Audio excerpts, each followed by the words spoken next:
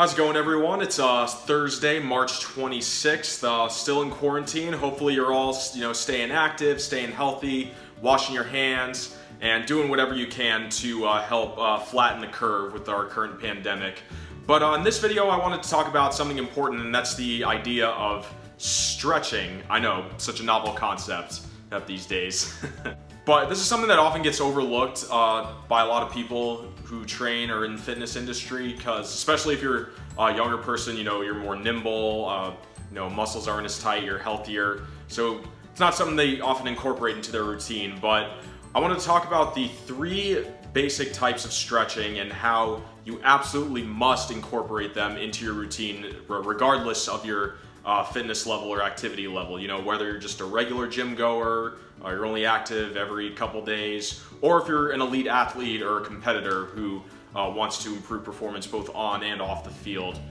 But yeah, I'm just going to go through the 3 types of stretching, give a couple examples of each and how each one can be used to help not only improve performance, but also reduce risk of injury when you're working out or out on the field. So I'll see you in the next clip to talk about the first type of stretching. So the first type of stretching I wanted to talk about is called static stretching. Now, this is one you all probably do on a regular basis. It's probably the one you're most familiar with.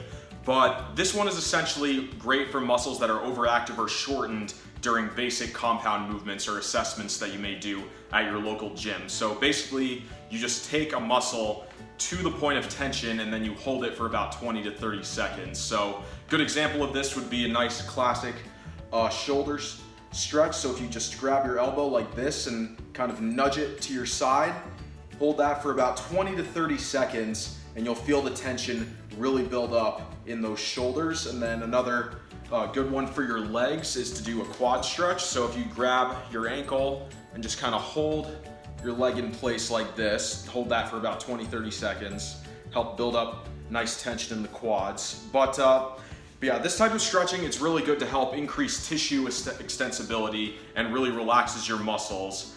And it's best to do this after a workout as opposed to before, or rather when your muscles are, warmer, and after you've done an intense strength training session. Because if you do them before you work out, then your muscles are likely going to be more stiff and more cold. So that extra tension could possibly lead to higher risk of injury. So best to do these after your workout as opposed to before.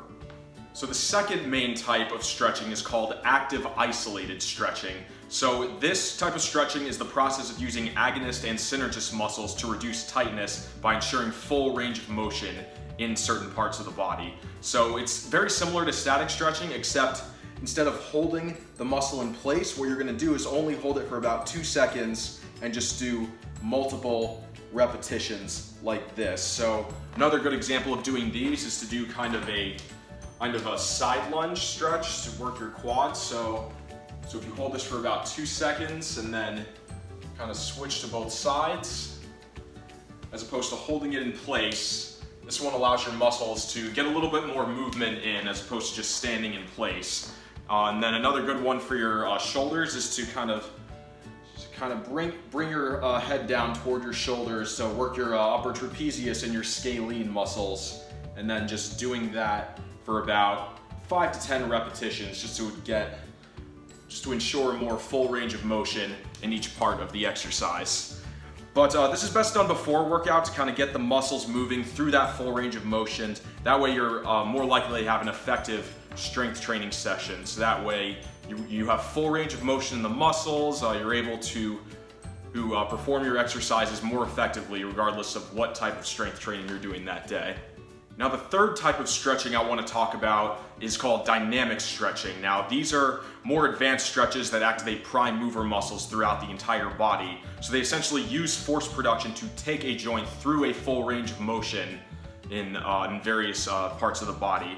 So these are essentially could be body weight exercises that mimic actual movements that you would do during your strength training sessions. So for example, on your leg day, if you're about to do a ton of squats on the squat rack, then a good warm-up or dynamic stretch for this would be just to do a ton of body weight squats without any weight.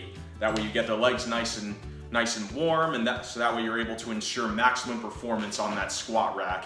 And then another example would be to do step back lunges or walking lunges. Get those quads nice and warm before you start to add weight to it. But these are done a lot by athletes and bodybuilders and power lifters, usually before a big competition as a warm-up, because those guys have to be in tip-top shape, and so they incorporate a lot of dynamic stretching into their routine to ensure maximum performance.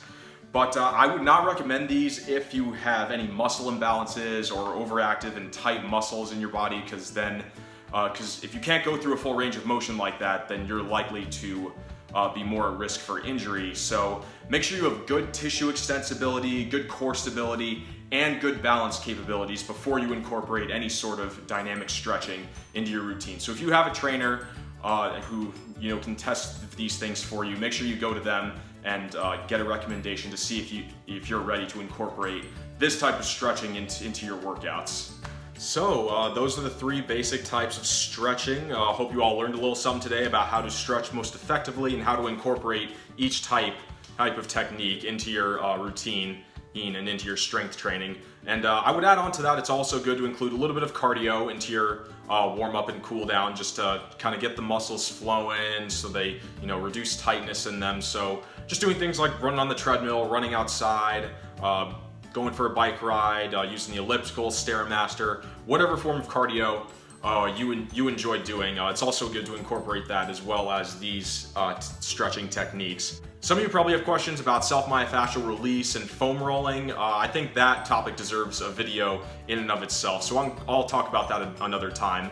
But hope you all are staying safe, washing your hands, practicing social distancing, and if you have any questions in regards to stretching, leave a comment here or reach out to me at one of my social media pages. If you like this video, make sure to leave a like and subscribe. Ring the bell for notifications so you'll always be notified when new videos get uploaded. And I hope you all have an awesome day, and all that stretching and warming up got me nice and loose. So I think I'm gonna go for a jog since it's such a nice day, but hope to see you all again in a future video, and stay active during this tough time. Take care, guys.